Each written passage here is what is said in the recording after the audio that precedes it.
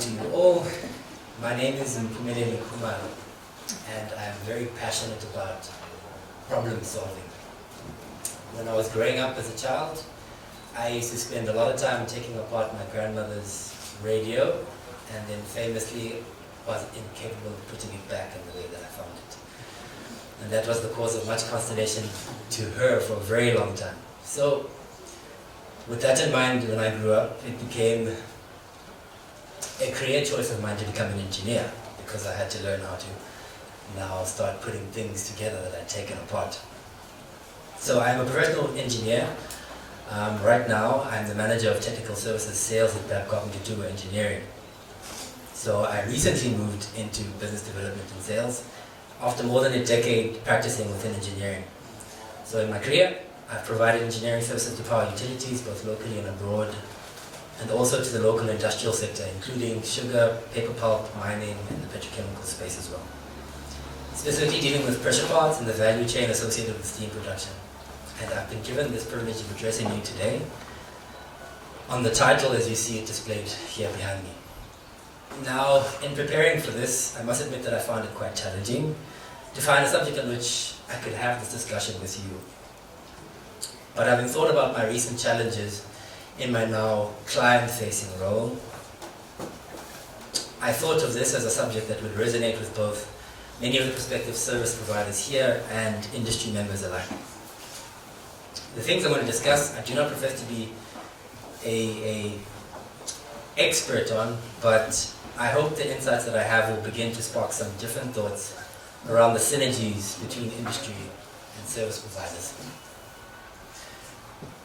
Before I get into the nitty-gritty, I think it would be good to introduce the company that I work for. So internationally, Babcock is positioned as a defense company, segmented into areas servicing marine, civil, nuclear, and land, and aviation. It's headquartered in London, and our purpose is to create a safe and secure world.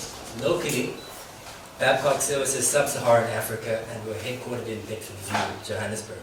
So the group comprises 5 units: transport solutions, construction equipment, plant services, and BET, or Babcock Education and Training, which capacitates most of the skills required for most of the other business units. And then last but not least, the business unit that I work for, which is Babcock Engineering, or B&E, which I'll refer to for the rest of this presentation.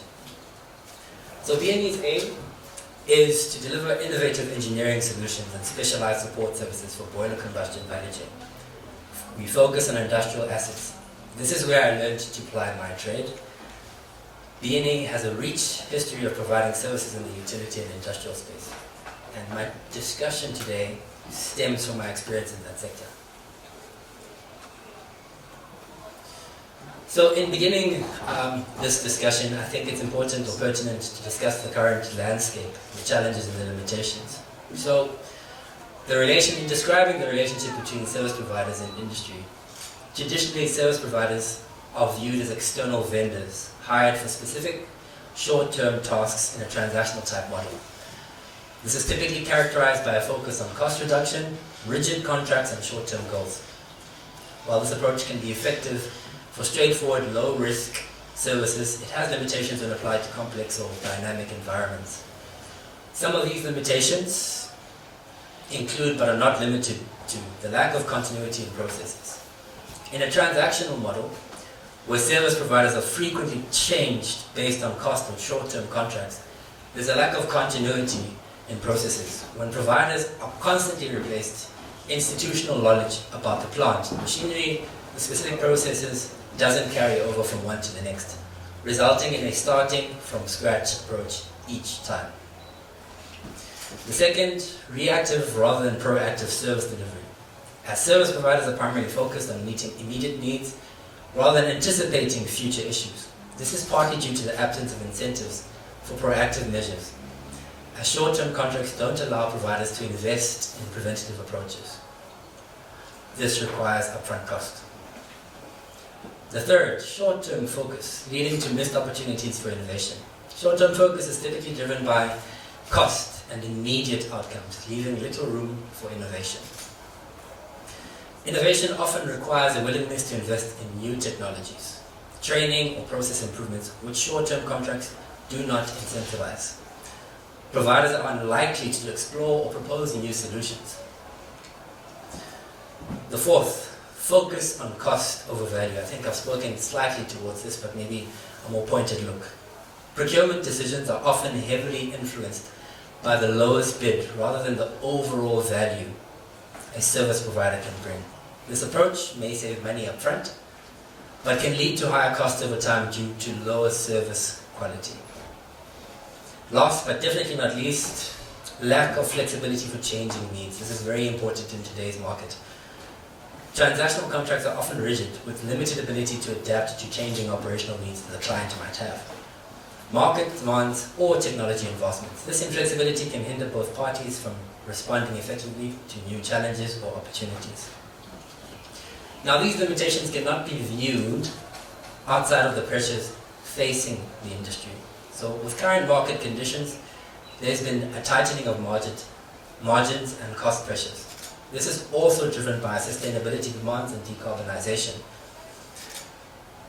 Further to that, there is the requirement for, this is also fueled by requirement for increased regulatory compliance in the global economy. For many industries here in South Africa to compete globally, they need to show or present the ability to be able to meet the regulatory frameworks that allow us to compete globally. We also then need to add to that the complexity in maintaining aged infrastructure and integrating new technologies to make them still viable today. Many industries right now are contemplating whether some of those assets should be kept operational or if they should just simply scrap them. The question that often comes to mind is the squeeze still worth the juice? A very important aspect, which this could be the subject of a discussion all on its own, the entirety of this particular presentation. Procurement processes.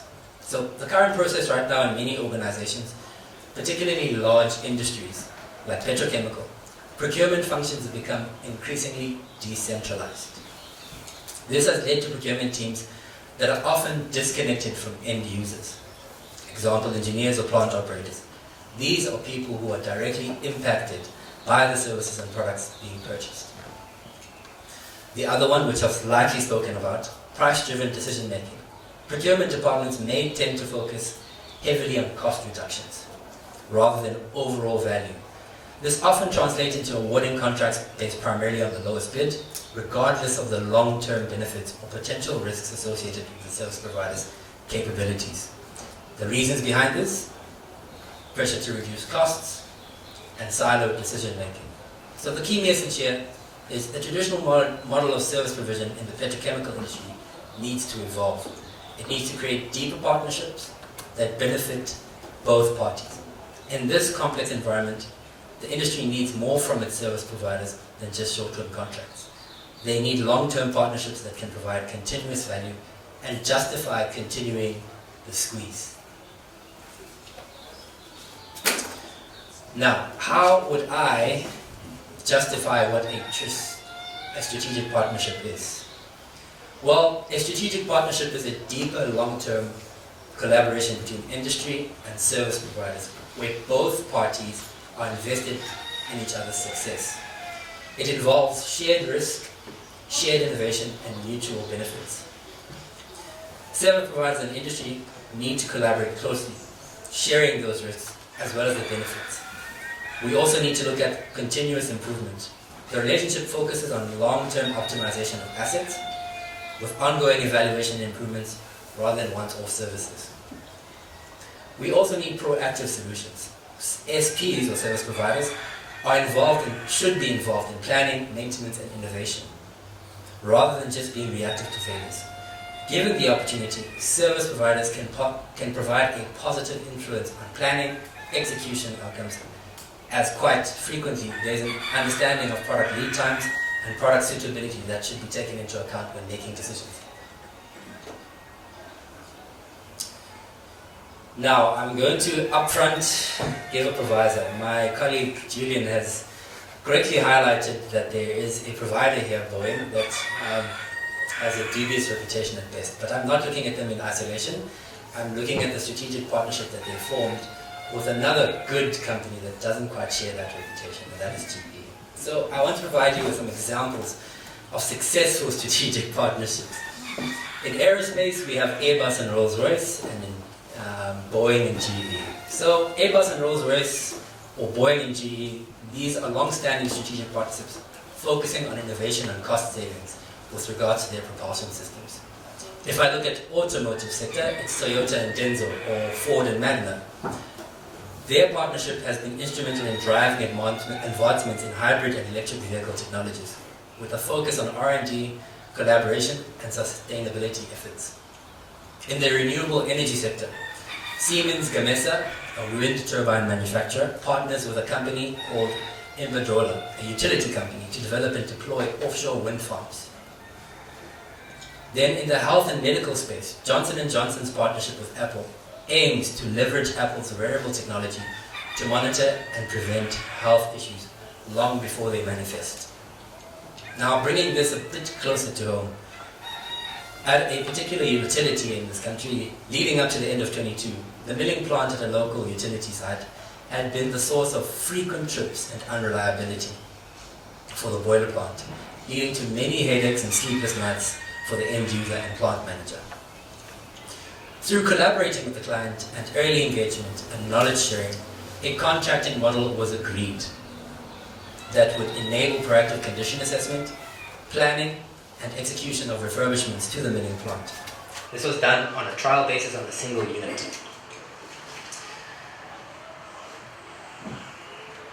So, to illustrate the benefit of a traditional price focus approach, we would compare that with their existing units that they were doing the traditional way. As you can see on the left-hand side, there's a milling plant success. There's a graph that details UCLF, unplanned capability loss factor. So leading up to 2022, we had a very variable blue line, which showed that it was most of the time above the threshold that was required by the client. Upon takeover by B&E, this quickly stabilized and reached, for most of that operating year, the threshold that had been set by the client.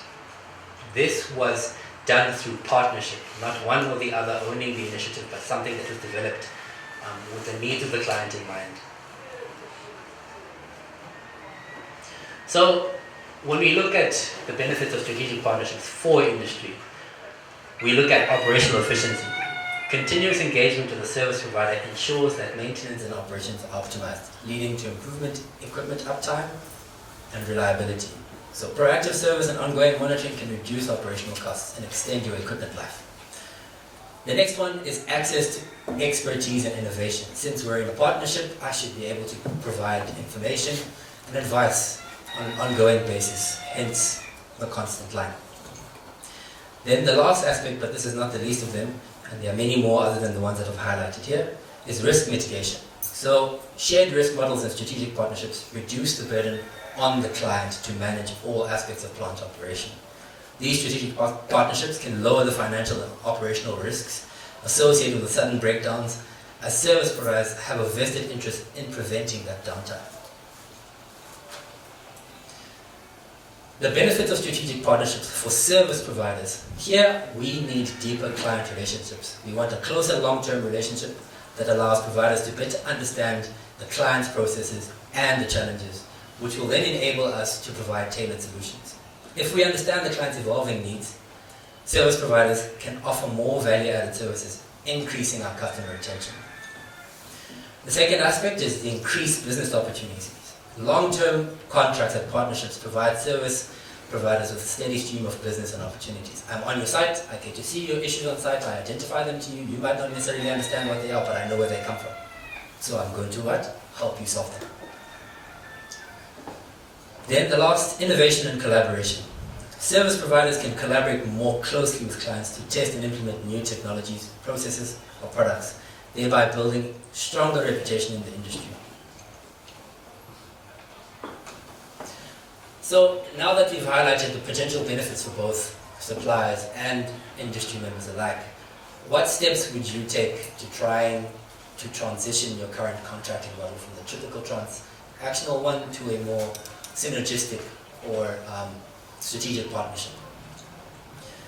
So, steps to transition: outline how service providers and industry players can begin moving from transactional relationships. Engage your service providers early. Service providers should also do the same. Be proactive.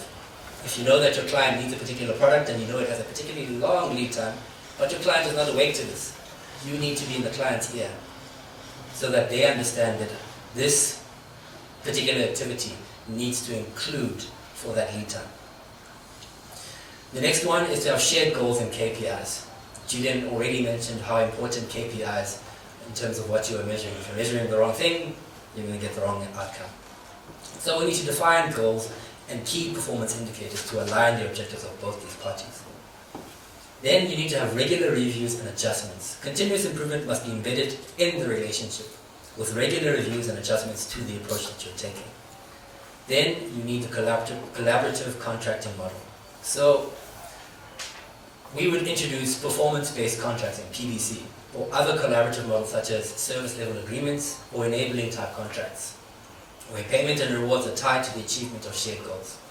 An example of this would be a contract structure that ties service provider fees to reductions in downtime or increases in operational efficiency. In regards to SLAs or service level agreements, these are critical for defining expectations and performance standards between vendors and service providers and clients. Particularly in this industry where operational efficiency, safety, and regulatory compliance are so important.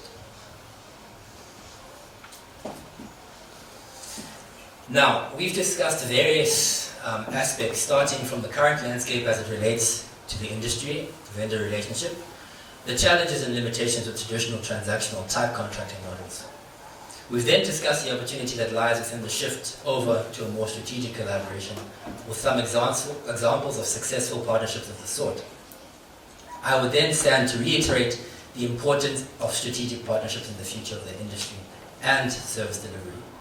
Moving beyond the vendor-client model will lead to better innovation, cost savings, and a competitive edge in an industry facing rapid change. Early engagement of SPs to allow for proactive planning and adequate time allocated for the preparation and delivery of services. Including the end user in decision making, I cannot stress that enough. When deciding on the SPs that are going to service your plant, you need people who have the technical know-how, who can then also adjudicate who is best poised to be able to give them the service that they require. This will usually ensure that the scope of work or the quality standards and long-term value considerations are embedded in the procurement process. Then the other consideration is the total cost of ownership considerations, which includes long-term savings from improved efficiency, instead of the normal piecewise, once-off type of purchasing. You would also then introduce performance-based contracts where service providers are rewarded for achieving certain KPIs, such as reducing downtime, improving efficiency, or extending equipment life.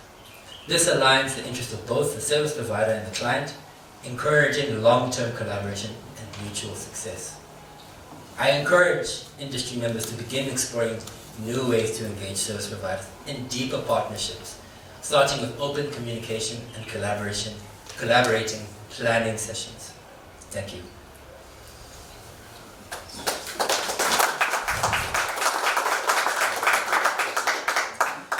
Thank you very much for this opportunity to address you all. I appreciate your attention. If there's anyone who really feels that they want to take this conversation further, much like the other colleagues, we are available at our stand on the south side for further deliberations. Thank you very much.